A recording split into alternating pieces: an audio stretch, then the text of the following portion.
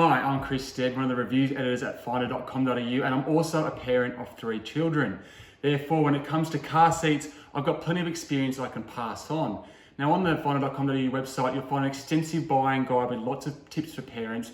We've also got a breakdown of all the laws that you need to know and also a best guide to the car seats themselves. But on today's video, I'm going to give you some quick tips on what you need to think about when you're looking for a car seat. Okay, now tip 1, and this is an essential tip. When it comes to the baby capsules, you want to get one that can easily clip in and out. So you want to test that and make sure it comes nice out and nice back in, nice and quietly, no big bump. Why? Because you do not wake a sleeping baby.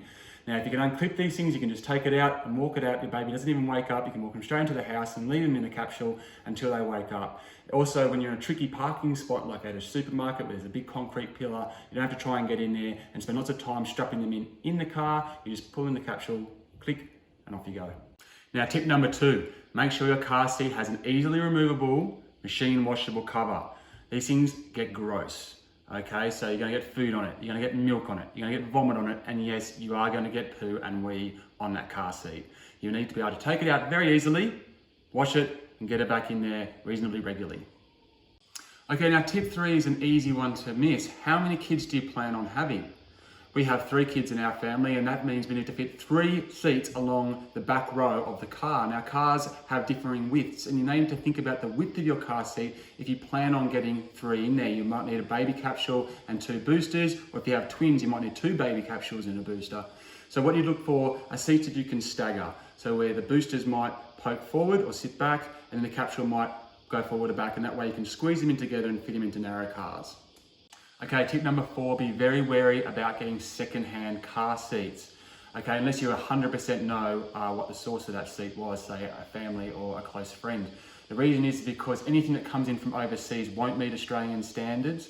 And also, most seats do have an expiry on them, anywhere between 5 and 10 years, depending on what you buy, and you don't know how old that seat is, and therefore, when it passes the expiry, you will see a lot of car seats sitting on council cleanouts for this very reason. They've expired, and it's very tempting to grab them, but word of warning, avoid the second-hand car seats. So one thing definitely to think about when you're buying a baby capsule that faces backwards is how long it is. The reason is because you have a tall passenger, or you yourself are tall and the capsule needs to be behind you, and you can't move your seat all the way back and have a long capsule in there. So you have to think about the length of the capsule versus the size of the people in the car versus, of course, the size of the car itself. You may also need to therefore put it in the middle seat, and that's a pain because in the middle seat you've got to reach all the way into the car with your capsule to put it in, and that can really hurt your back, especially if you've got a low car.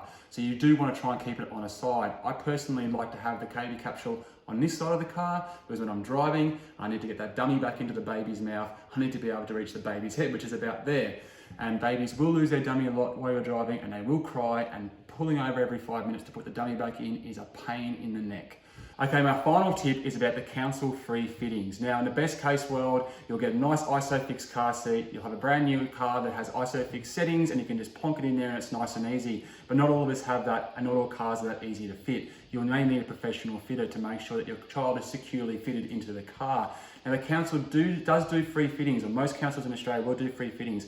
So find out when they are, keep an eye, get them in your calendar, and make sure you book in early because they do book out. And then you can get a cost-effective way of making sure your kid is 100% secure. And if you watch closely, you'll learn a few tips on how to do it.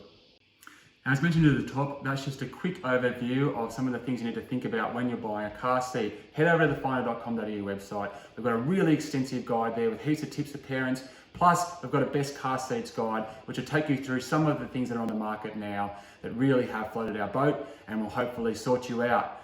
Drive safe.